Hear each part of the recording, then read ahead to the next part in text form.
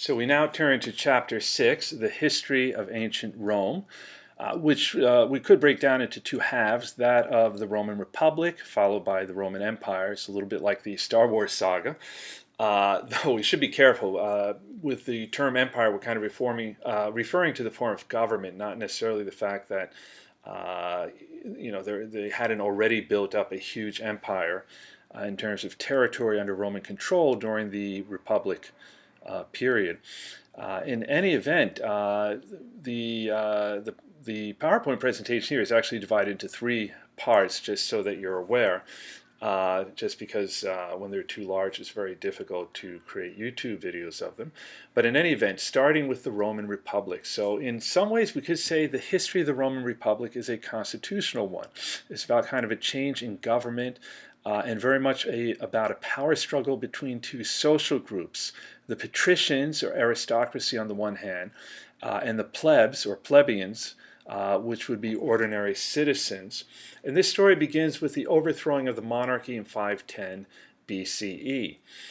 So let's just clarify one thing, right? Because we've talked about this before, but what defines someone as a member of the aristocracy is not simply wealth. I mean, you probably are very wealthy if you're an aristocrat. In the Roman case, it's probably wealth largely based on land ownership. But ultimately, what makes you an aristocrat is that you're born into an aristocratic family. And in the Roman case, that meant that you could claim descent from the original defenders of Rome going back to ancient times, the knights of yore. And so kind of the idea also that you should enjoy a higher social status because you were responsible for the defense of Rome. Another way to think of of how to define plebs is really it's what you're not. You're not a patrician, so you could become very wealthy, you could become very successful and influential, but if you're not born into a patrician family, you remain a pleb. And initially that meant that you didn't have much in the way of political rights or political power. So when we talk about this kind of constitutional struggle between the two, really it's between patricians and wealthy, successful plebs, individuals who felt that based on their success and wealth, that they should have more of a political voice, more of a role to play politically. If you were a poor pleb, you probably had other priorities. So this wasn't really, you had kind of more immediate needs, putting food on the table and that kind of thing, than worrying about whether you had the same political status. So if we talk about the earliest history of Rome, we can also talk about the Romans as a distinct people and at what point they emerged as such. Probably, if we go back to the very beginning, there were two dominant civilizations or cultures, we might say, on the Italian peninsula. In the south, you had a large number of Greek colonies beginning from around 550 BCE. So this would obviously represent a kind of strong Greek influence on the development of Rome. And even people who don't know a lot about ancient Rome, they usually do kind of have a sense that they're somehow connected to the Greeks culturally, or that in some form they borrowed quite a bit. The other people would be the Etruscans, who dominated in the center and a bit to the north, and they would definitely have a strong influence on the Romans, certainly their immediate neighbors. In fact, there's some debate between historians as to whether the Romans were right from the beginning a distinct people who were just heavily influenced by the Etruscans, or were in fact originally Etruscans themselves and then eventually established themselves as a distinct people and political entity. Certainly they shared much with the Etruscans, not least being that it was a very urban civilization. So we see the emergence of Etruscan towns beginning around 800 BCE. They were definitely a city-dwelling people. Now, concerning Rome itself, according to legend, Rome was actually founded by twin brothers, Romulus and Remus, and taking its name from the former. And supposedly this happened in 753 BCE. According to the legend, the two of them had been abandoned to the wilderness as infants and eventually were raised by a she-wolf, and that's depicted in the sculpture here. This might remind you of some of our discussion of the Spartans, and the Romans felt very much a kind of kinship with the Spartans. They were aware of them, felt that they shared many of the same values. And you might remember in Spartan tradition, if you had an infant male and he proved to be rather weak, and therefore considered not potentially useful to the community, you might leave him in the wilderness, likely to die, but if by some miracle he should survive, the idea that the gods had ordained that it should be so.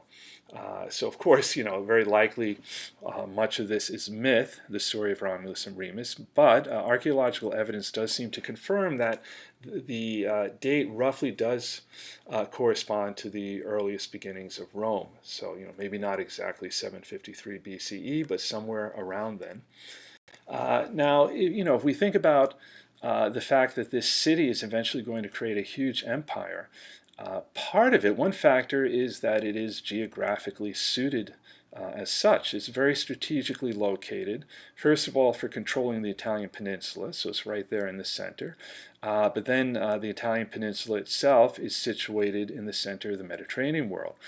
And so by the beginning of the 6th century, Rome had emerged as a city and would very quickly become quite dominant, beginning with the overthrowing of the monarchy, which also corresponds to the end of Etruscan domination. And just to make kind of our point clear about the centrality of Rome, this is a map of the Roman Empire at pretty much its greatest extent. And so, back in those days where you had very limited means of communication, I mean, certainly nothing like we have today, in terms of rail or telephone lines or email and so forth, you really do have to have the capital being central to its empire. It would have taken weeks, if not even months in some cases, to make it from the center to the far-flung corners of the empire, which, you can run into kind of practical, or shall we say logistical, issues in terms of being made aware of what's happening out there and then relaying orders to the periphery and so forth, getting the army out there. Rome would be really good at building roads, but still there are limits. So when we consider the size of the Roman Empire, first of all, the fact that you have a big sea in the middle is very relevant. That would have actually made it easier to move more quickly from one point to another. But then also, if we think of the empire to its greatest extent, that probably does represent as far as it could have gone. At that point, you're just getting too far away from the center. So the fact that Rome is right in the center of the Mediterranean world is quite relevant. Now, if we go to the beginning of the political history of the Roman Empire, again, we talked about how at some point the monarchy was overthrown. That would have been by the aristocrats or nobles, the patricians. We suspect it was because possibly the king was intending certain kinds of military reforms that would have undermined their status, and fearful of losing power, they overthrew the king. In any event, by 475 BCE, the Roman Republic had definitely been established. And pretty much from the beginning, the people who would govern Rome would be the aristocracy or patricians as senators of the Roman Republic. So the Senate would be kind of at the center of government in the Roman Republic. But there are a number of official positions that kind of constitute the executive branch, if you will, kind of the equivalent of a president, or in some countries today, prime minister. The two most important were the consuls and the praetors. These were the chief officers or magistrates of the empire, of the republic, excuse me. The consuls would have been the dominant position of the two, and from a pretty early point, you basically had two councils governing side by side, chosen annually, right? So they would only govern for 1 year before you effectively had the equivalent of elections for new councils. Their chief responsibility was for administering the government, but they also would lead the Roman army into battle in the event of war. Now the praetors, their primary function was to execute justice. But they would also govern Rome if the consuls were away leading the armies. And they themselves could lead the armies as well if necessary. So kind of a combination of Supreme Court vice president, if you will. Both had what was called imperium, the idea that by virtue of being appointed / elected to these positions, and I'll get to that in a second, you had imperium or the right to command. So the Latin term, Latin being the language of the Romans, the term imperium, of course, will lend itself to a number of words in English, such as imperial, empire, emperor, all of which, to some extent have to do with commanding or controlling. Now, in addition to the consuls and praetors, of course, again, at the center was the Roman Senate. It was a council of 300 elders who served for life. In theory, they only provided advice to the magistrates, to the consuls and praetors, right? So in theory, they could be ignored, but by the 3rd century, it was pretty much understood that whatever they advised had the force of law. That you were, in a sense, obligated to go along with that. Another important body was the Centuriate Assembly, which represented the army and was organized by class based on wealth. And it was they who actually elected the chief magistrates. So, it wasn't that you became a council by popular vote. It wasn't like in Athens where, pretty much every male citizen got to vote. Very few people did, and in the case of who was actually made consul praetor, it was a very limited number of people involved. Centuriate Assembly was also responsible for passing certain laws that fell within its purview. One other position that we should make note of was that of dictator, and that's actually where we get the word. And of course, today when we think of a dictator, right, someone that has absolute power, usually we see it in a very negative way. Dictator in the Roman period was someone who, in the case of an emergency, would be appointed temporarily as dictator, would have unlimited power, and then as soon as whatever the crisis was resolved, they would step down. And I know what you're thinking, like probably this didn't really work out very well. Well, eventually you're right, but for a long time it did, in fact. You have a number of cases where somebody was appointed dictator during an emergency, and as soon as the emergency was resolved, they stepped down. And this kind of corresponded with Roman values that one shouldn't really aspire to political power, that the ideal life was to return back to one's country estate, to live the simple but good life and so forth. I should note that some of these values would inform the founding fathers of the United States. So for instance, when George Washington had the possibility of running for a 3rd term as president, and at that time it would have been permitted, he voluntarily chose to step down, indicating that really he desired nothing more than to return to his estate in Mount Vernon. One, of course, made up with many slaves, but nonetheless, it did kind of establish this kind of ideal, even in our own country. And here we see the Roman Senate gathered for a session. This is actually a fairly accurate depiction of what a typical Senate session might have looked like, people wearing togas and so forth. Now, as I mentioned, the constitutional history of the Republic is very much one of plebeians fighting for more political power. Right? So the Senate and Centuriate Assembly was made up entirely of patricians, and they clearly put their own interests first. And again, remembering that in order to be a patrician, you had to be born into a patrician family, right? The idea that you were descended from the original senators back from the time of kings. Now, most patricians were quite wealthy, and part of that was because they did use their position in the Senate and Centuriate Assembly in order to promote policies that basically benefited them. But that doesn't mean that there were no plebs who were successful. In fact, you're going to start to see a large number of plebs who had become fairly wealthy as landowners or merchants, and many of them began to really resent the feeling that they were somehow being denied a political voice, kind of the feeling that they'd hit the proverbial glass ceiling, if you will. And hierarchy really did matter. Whether one was a patrician or pleb really defined your position in the social hierarchy. So in the 5th century, for instance, while both patricians and plebs could vote, and mostly we mean wealthy plebs, only patricians could actually hold government office. Both could make legal contracts and marry, but plebs couldn't intermarry with patricians. And bearing in mind, back in those days, marriage was really about promoting the family interests. It wasn't about romantic love. And so this actually would have been a pretty serious obstacle for a patrician family that was trying to get to the next level. In any event, wealthy plebs really resented these restrictions, and eventually that is going to force a series of changes and reforms, creation of institutions and so forth. And this kind of begins in the 5th century. At that point, so it's pretty early on that plebs are going to begin challenging this inequality. and in a kind of dramatic move to make the point, the plebs at some point in 494 BCE literally went on strike. They physically left the state. The patricians had always argued that they deserved to have more political power because they were the ones who defended Rome. So the plebs basically said, fine, go ahead and try to defend it without us. And they walked out. And it very quickly became clear that that wasn't going to work. The first concession made to the plebs was the creation of a new institution called the Tribune of the pleb, right? And the Tribune had power to protect plebs against arrest by patrician magistrates. There was kind of the feeling that many patricians exercised their authority in a very arbitrary and self-interested way, very often abusing their power. So this was kind of designed to prevent some of that abuse. And initially there were 2 tribunes of the pleb, but later the number would be raised to 5 and then 10, because apparently there were just too many abuses taking place for 2 to handle.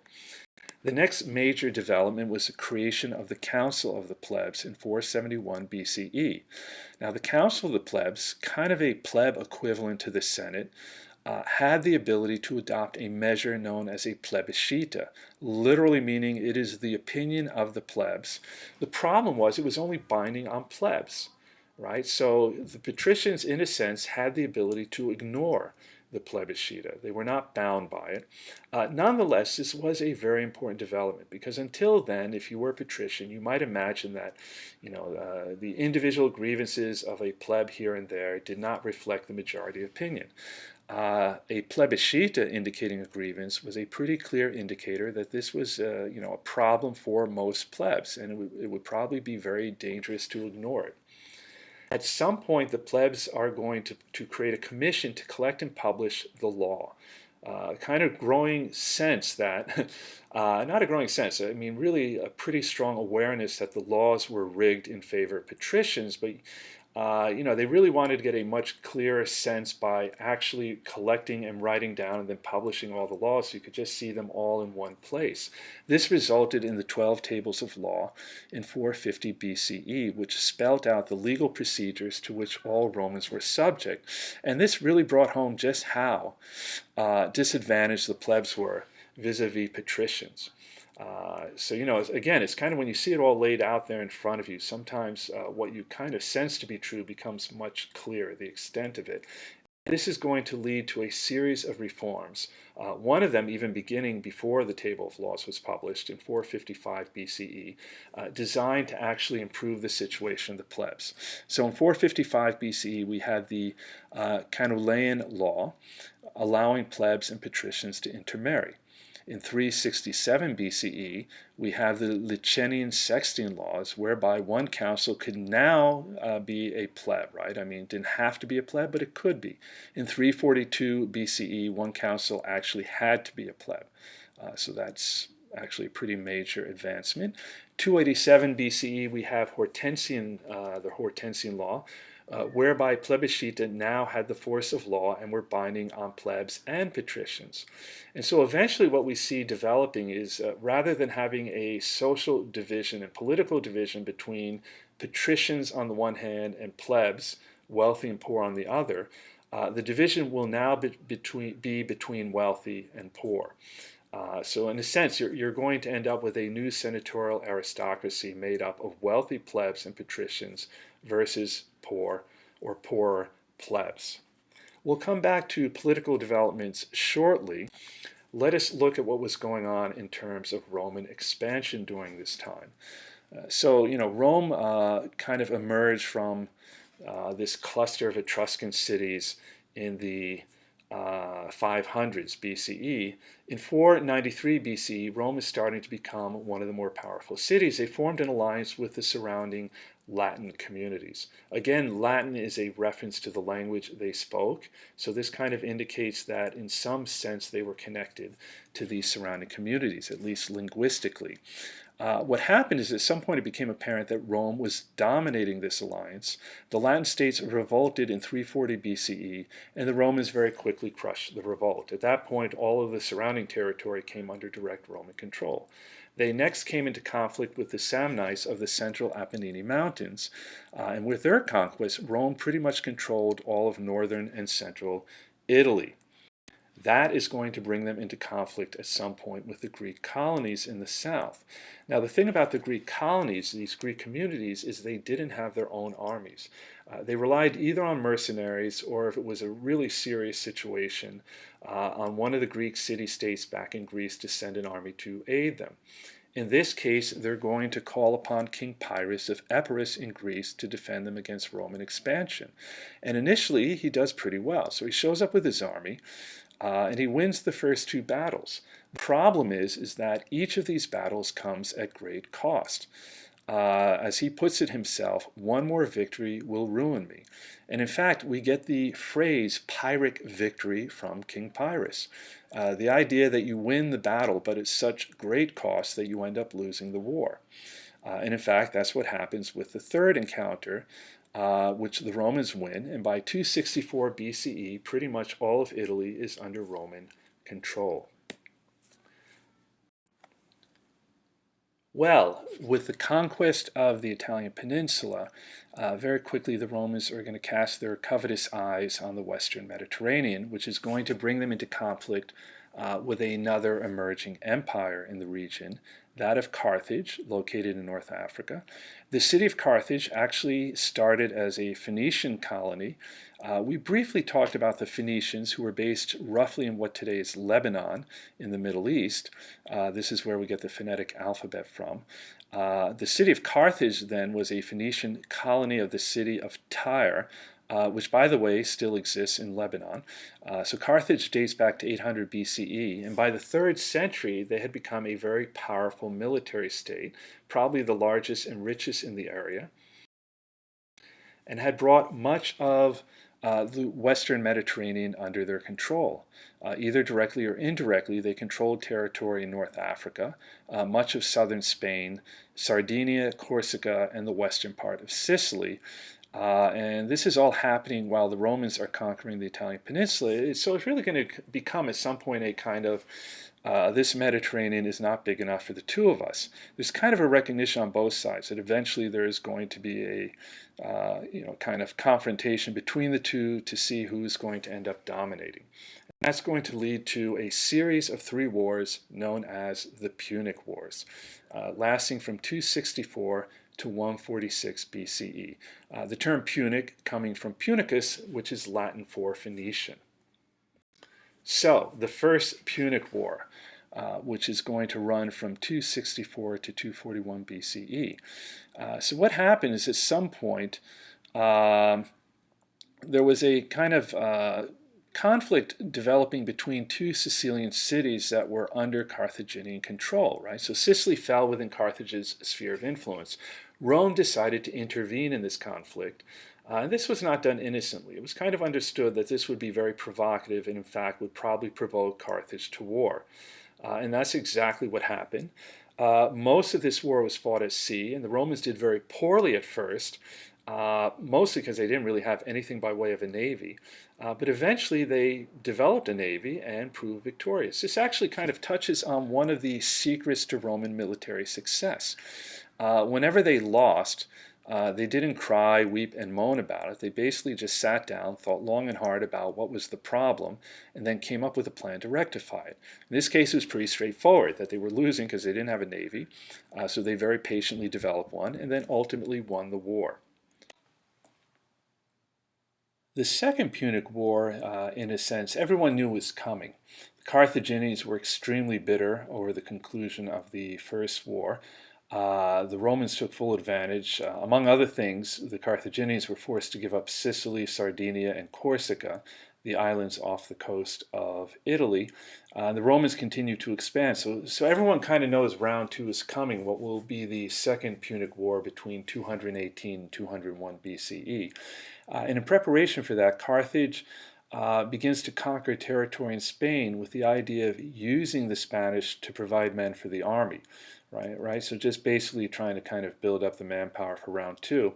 And the individual put in charge of this project is a general named Hannibal, possibly one of the most famous military figures in history, certainly to come out of Carthage. So even while the Carthaginians are expanding in Spain, the Romans are also beginning to expand into that area as well. And at some point, they kind of, in an effort to avoid immediate conflict, they made an agreement, the Romans and Carthaginians, that the Ebro River, which you can kind of see there in the map in the northern part of Spain, would constitute a border between respective spheres of influence. So when the Romans made an alliance with Saguntum, which clearly fell within on the southern border of the Ebro River, and therefore supposedly within the sphere of influence of the Carthaginians, and this took place in 219 BCE, that was seen as a clear provocation. Hannibal attacked the city, and then Rome subsequently declared war on Carthage. And that's pretty much kind of what the intention was, right? To just kind of force the issue. And so Hannibal is going to do something that no one really expects. It's generally understood that if you're going to attack the Italian peninsula, you should probably do it by sea. Carthaginians, of course, are famous for their navy. And to the north, if you're going to try and come at Italy from the north, you'd have to go through the Alps. Very high mountains, generally seen as pretty much making it impossible to do that. So Hannibal does the unexpected. He actually crosses the Alps with an army not only of 30,000 to 40,000 men, but also with many elephants. You got to think that makes for quite a striking image. African elephants actually crossing over the Alps in Europe. And it's definitely a very hazardous undertaking, and he's going to end up losing a lot of soldiers and even elephants while crossing the Alps. But it does catch the Romans by surprise, and initially he enjoys a lot of military success, even winning over some cities on the peninsula to Carthage's side.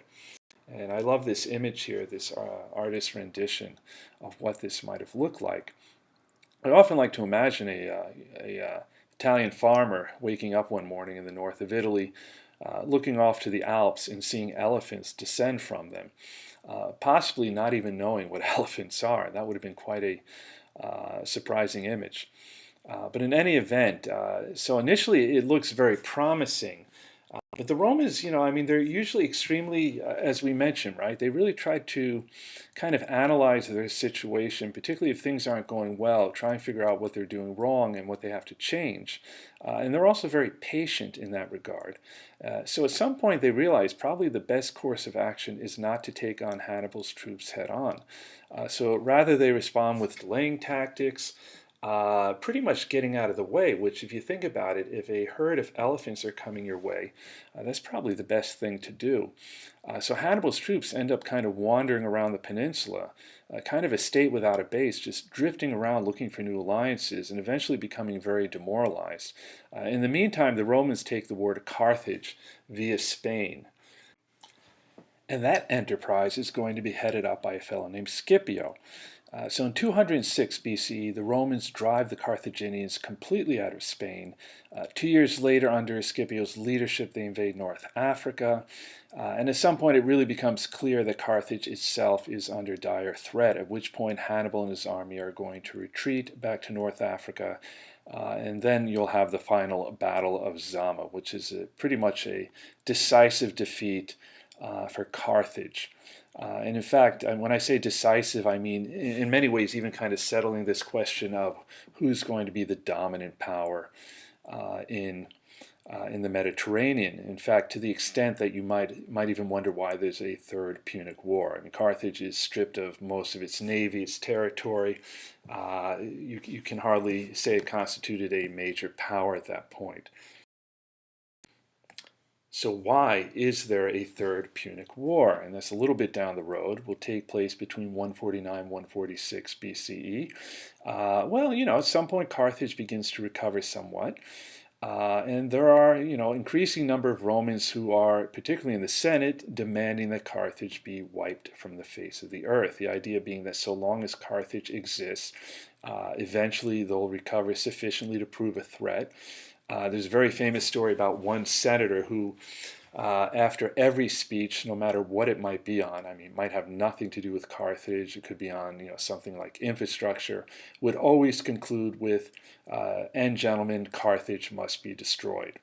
And eventually it would appear enough people felt that way that that is exactly what Rome did. And once again, they're going to first provoke Carthage into starting the war. So what happens is one of Rome's allies, a city named Massinissa, not too far from Carthage, provokes Carthage into attacking it, which becomes the pretext for Rome to declare war on Carthage in 149. And after a 3-year siege, the Romans pretty much destroy the city. I mean, when I say destroy, I mean utterly. And the inhabitants are either executed or sold into slavery. And very famously, they cover not only Carthage, but all the surrounding territory with salt. The idea that from that point forward, you wouldn't be able to even grow anything there. So Rome now has control of the Western Mediterranean, and they will now begin to take control of the Eastern Mediterranean. So we'll kind of conclude with developments there, this segment of the lecture. It kind of begins with the Greek states, which Rome claims to be liberating from Macedonian control. You might remember you had Hellenistic kingdoms over there. So this they do in 196 BCE. Shortly after that, they bring Macedonia itself under Roman rule. And then shortly after that, well, not that shortly after, but in due time, they bring Greece under Roman control in 146 BCE. I find what happened to one of the other Hellenistic kingdoms, Pergamon, is kind of interesting. They came under Roman control when the king of Pergamon basically made it Rome's inheritance. He deeded his kingdom to Rome so that when he died, it went to them as its first Asian province. And so at this point, the Romans control most of the Mediterranean, though not quite all. We'll finish this story of that, both kind of looking at continuing political developments, but also Rome's continued expansion when we pick up with the next segment of this lecture.